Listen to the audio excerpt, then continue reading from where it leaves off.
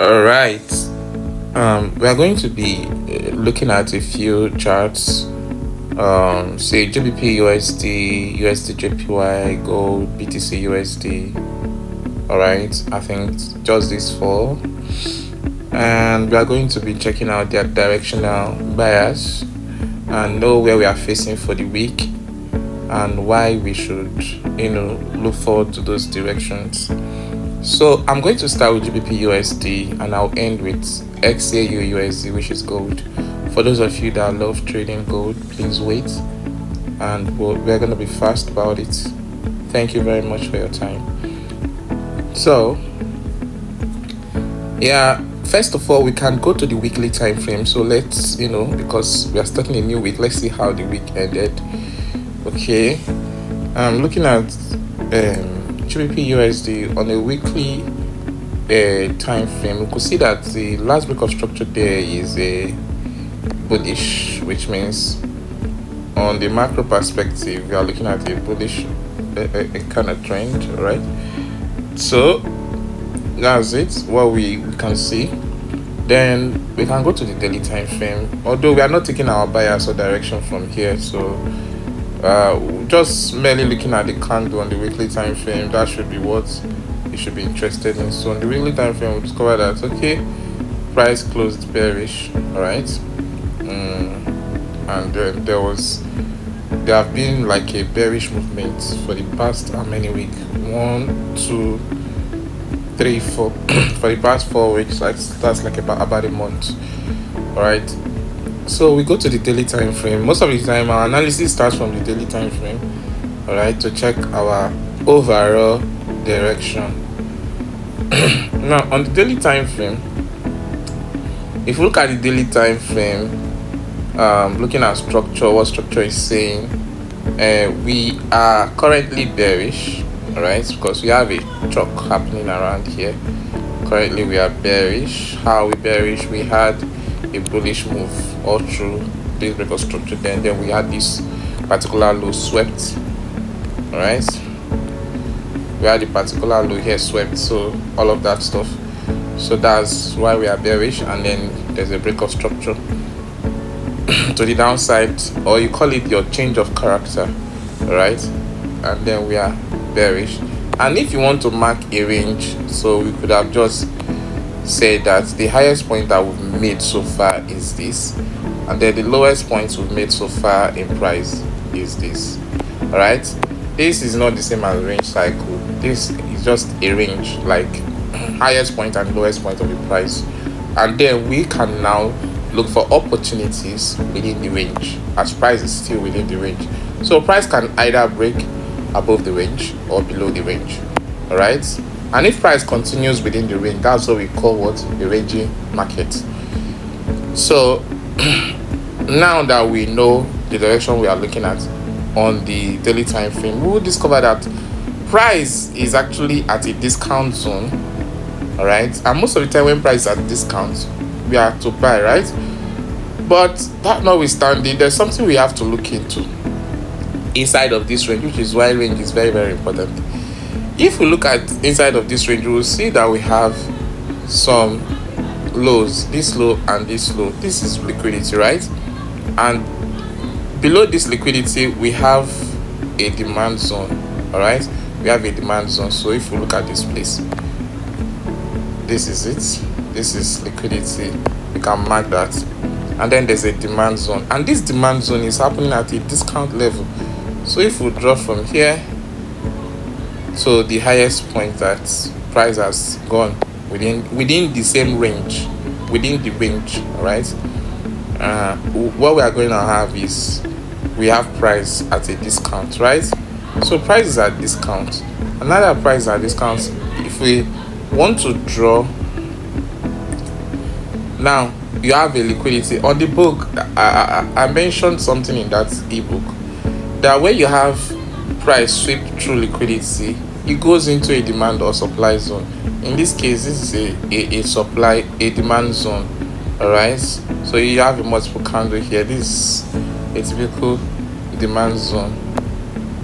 When you have this zone, you can see that price is reacting from this zone, Now it is natural that we start looking at price to say, okay, price would most likely go above. All right, price will most likely go above, and because we are bearish, price may not really keep going because we are bearish. So this is just a reaction as per a zone. All right, so because we are bearish, price would most likely not react too far. So what we are going to be doing is that we are going to be looking at a possible zone that price might be going to. So we have another liquidity at the top here. We have this high and this high. They are relatively equal. All right, they are relatively equal highs. They must not be like very equal. And then you have this other block. How is it an other block? You can see that it swept a lot of liquidity into a particular other block here and then dropped, and then we have another liquidity. So this is more like sweep. This other block is more like sweep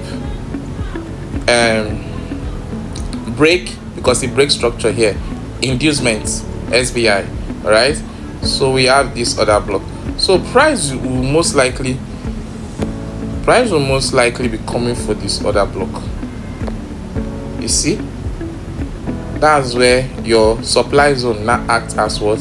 Magnet. So other block is also a supply zone. All right, when you find it at the top of the market. So what am I looking at? I'm looking at price coming like this and then respecting this guy and dropping. Now, but before the other block again, we have a fair value gap here. So this fair value gap is actually a supply zone of its own. So sometimes when you have a pending order on other block and it doesn't get triggered, it is most likely touched the other block.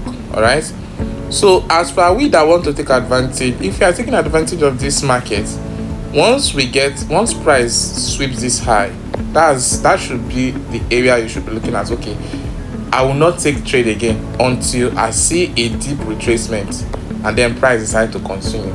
That's where you have the idea of exhaustion points. So something like this, now you say that price has exhausted around here and maybe to retrace before it continues, or before you even want to take, you need price to, if price doesn't retrace before continue and it wants to go above, let it just break this zone, and then it can use the fair value gap as flip and then continue, or break the high. So there are so many things that price could have done. The fact that we have this doesn't mean that price will reverse from here, but we are bearish. So because we are bearish, we expect price to reverse from either the fair value gap or the other block. Any one of these two, that's expectation. It's a probability. All right, so you have an idea of area where price will reverse from, but that doesn't mean that you should start taking entry there. You have your way of making entry. This thing gives you an idea, and then you wait to see how market behaves, then you react based on what market gives. All right, so but now that we know that market is going to go to this point, should we keep waiting? No, we are going to go to lower time frame, the 1 hour time frame. You know how to take your internal structures and external structure. All right, this explanation I'm making now, in other places I won't do much of this explanation. So now if you look at this now, in your 1 hour time frame, you can see that this is a valid internal low. All right, it's been broken. That's your inducement. All right, and if you want to wait for your disruption to be taken out, this is a valid disruption. I told us that disruption, internal doesn't mean that we must have it at the right side. It can be at the left side. All right, so once this guy is taken out, in fact it's even obvious that if this high is taken out, this is the strongest high here right now. So in case somebody wants to wait for this high to be taken out, all right, once this high is taken out, then what should you do? You can start making entry. You can start making entry. Then this becomes like your flip, and then you can use it to start targeting these highs. These are liquidity points. All of these will act as flip. Price will take them out and flip them. All right, so that's exactly what's gonna happen. But for you, if you really understand that, okay, this price is going to this point, all right, and with your understanding, you could actually make entry from here. all right? Because one thing I know, what I'm seeing is that because price created this zone, you can see a mitigation block around here. Because price created this zone, what's going to happen is that price will most likely respect this particular mitigation block that you are seeing here. Price will most likely respect it to come and then respect, because it created a counter one here, and then respect it and use it to take it out. And then after it takes it out, it might come to retest this new one. If price gives that, fine and good, then you use it to continue. But then again, somebody can decide to start trading from here, all right? And there's a way I use a confirmation method to enter this, and some person can also use aggressive methods. They set a pending order here, your stop loss is here, all right? Pending order here, stop loss is here, and then they buy from there, all right? Whichever one. And honestly, if you are a swing trader or you are ready to hold trade for long, this is just good enough. So if price gonna hold, it's gonna respect this, and because this our zone is very strong demand, all right, and price has created this mitigation block, so we can literally set a pending order here, put our stop loss below it and hold it, all right, hold it, and that's gonna give you some reasonable risk to reward. That's gonna give you some reasonable risk to reward. Right, if you put it here, this is like 50 something pips stop loss, and then that's your target. That's the 1 to 4 risk to reward. This now is like, maybe you are a swing trader, this is already a trade idea, all right?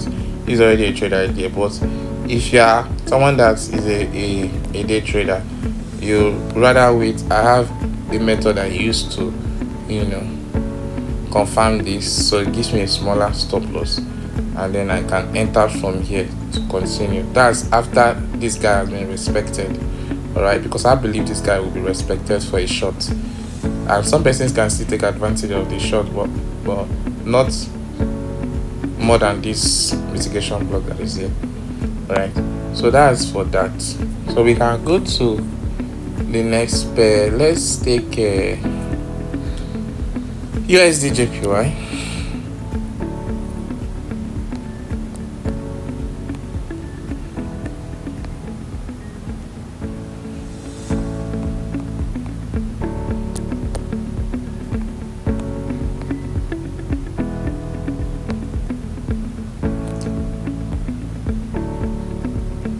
So when we look at USDJPY, we'll go to daily time frame.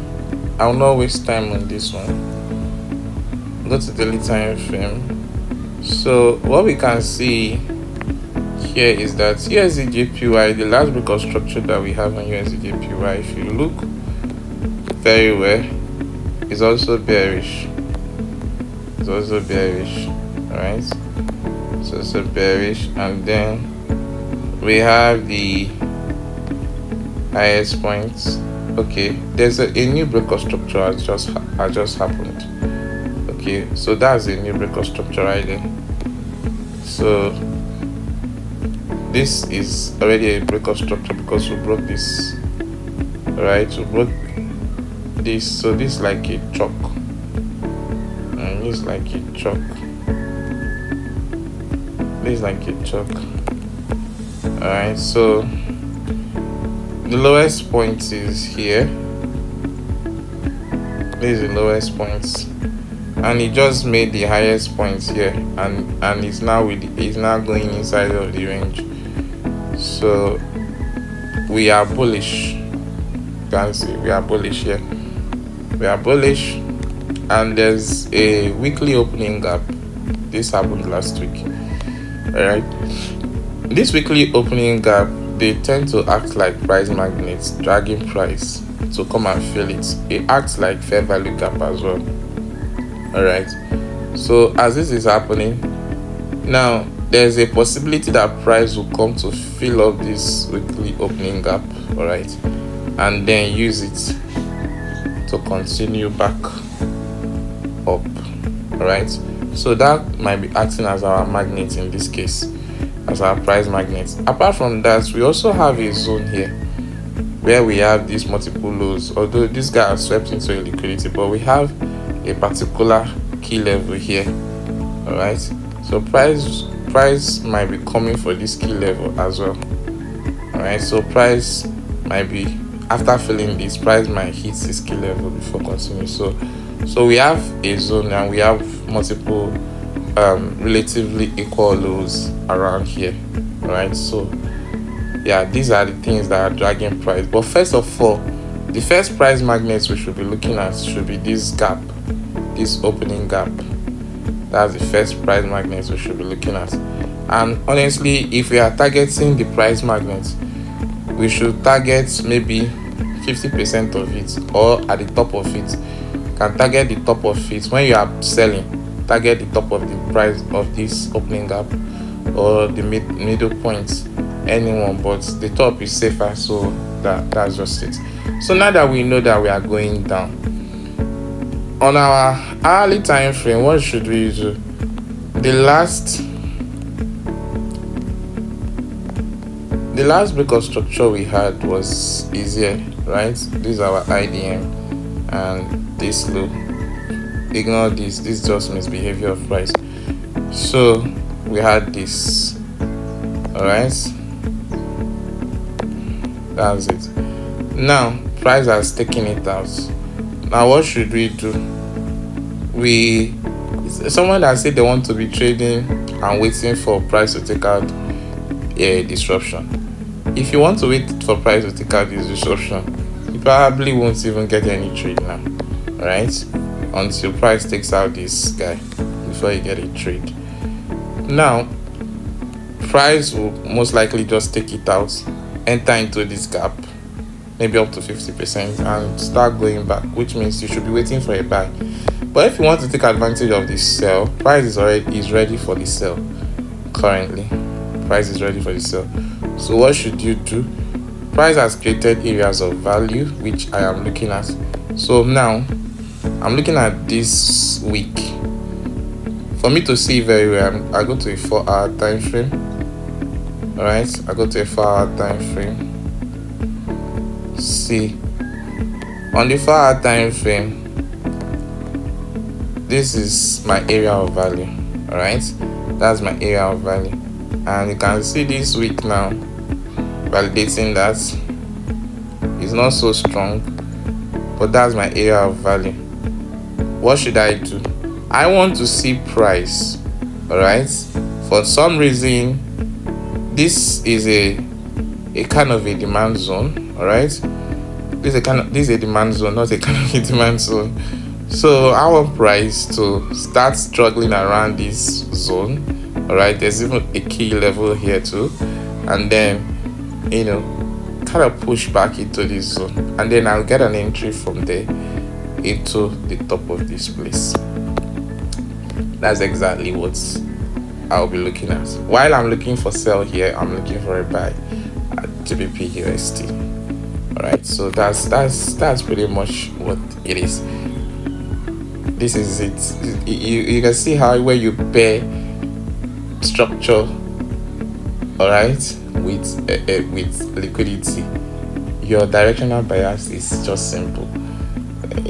You start killing yourself. Does it have a SLQ? Does it? Honestly, let's continue. Now, let's go to. Okay, I have to clear that chart. Let's go to BTCUSD.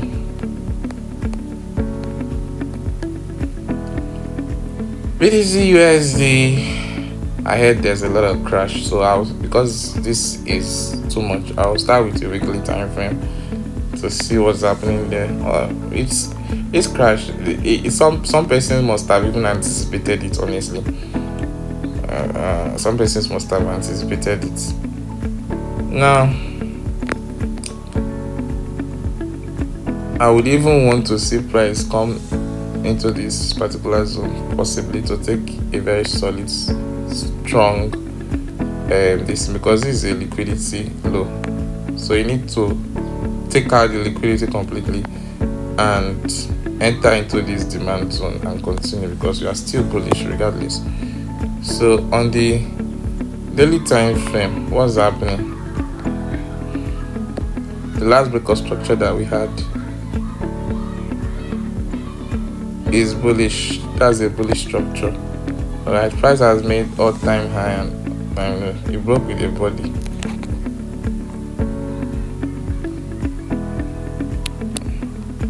A tiny body break though. Price have made all-time high and all-time low, and as you can see, the same zone that I marked on the weekly time, you can see multiple lows here. So I think price will still drop. Yeah, that's what I'm saying. I believe it will still drop into this. To still drop because you need to clear these liquidities possibly, and then start gaining, because this place start gaining. There's no, it has not seen now. This is low, is same as this low, so it really need to take out and then grab enough liquidity. All right, so I would favor downside mostly for BTC, even though yes, but price has not reached this place, so I'll favor downside more. Yes, I'll favor downside more. Price may want to retrace a little bit though, but this fair value gap is huge.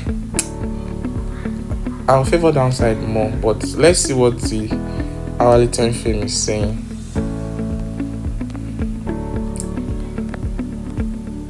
Now, because price does not really, the whole place is somehow, so for me, I would not want to engage with BTC. I would want to see what will happen. There are two things that I will be looking out for. If price is going to drop,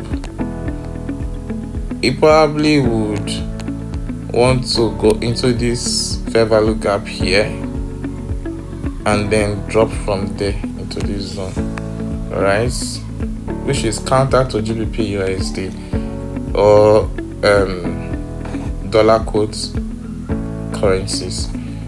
But this is crypto, so I really can't say much, but all I can see is price will mostly tap into this zone and drop here, or it's best to just watch it.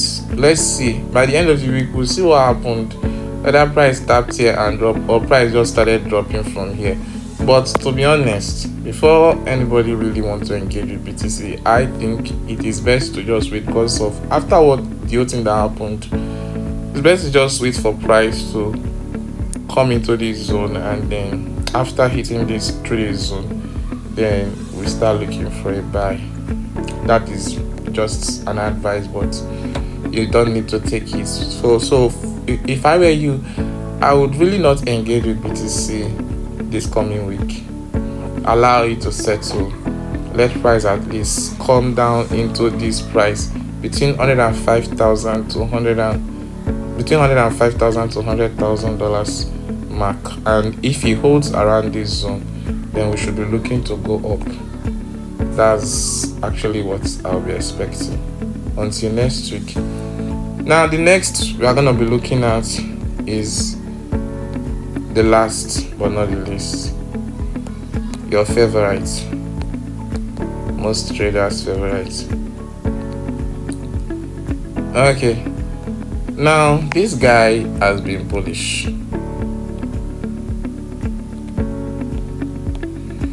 Been bullish for a long time, and honestly, well, so what's me? I'll be expecting. Honestly, I'll just be expecting the guy to keep going, because me, I don't know. It's some people that even trade this, I wonder if they have insider information, because if this guy doesn't retrace to a reasonable zone, I'm not engaging. All right. So I would naturally, I would like price to, because this for me is liquidity, this is liquidity. So I would like price to take out those liquidities and up that, but gold will rarely do that. It will rarely do it.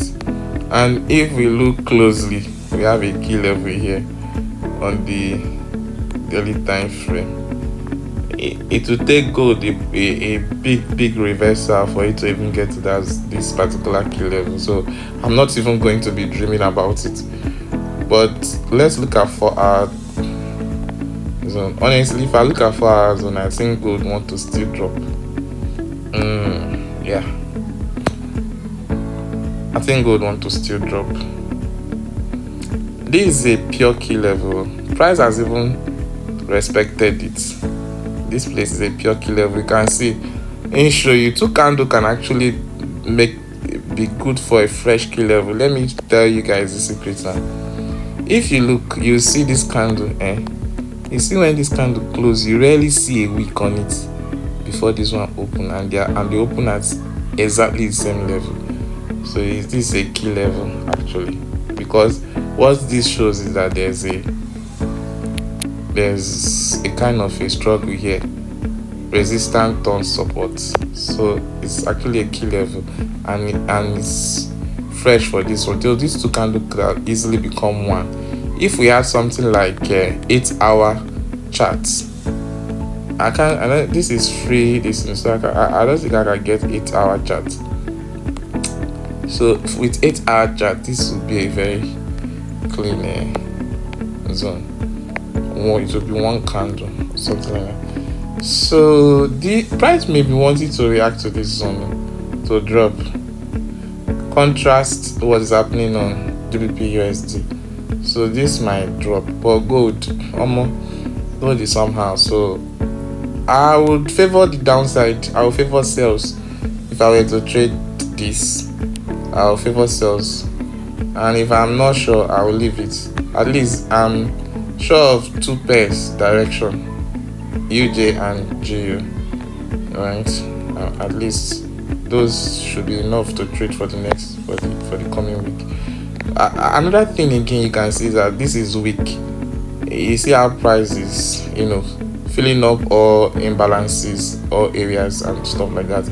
So this is actually a sign of weakness when price is doing something like this. So the possibility still high that price is going to sell, and if it's going to sell, it's going to sell into this zone. So next week we are going to come back and see how it happened. I don't know, I've been cleaning the chart safe. I don't know if I should just leave them on the chart. So for this gold, I'll just leave it to see how it happened. Next week we'll see.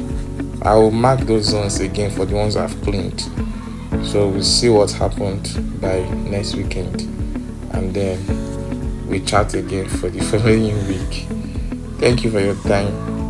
So I'll be looking at gold to drop sharp. If you want to sell gold, just wait for it to start respecting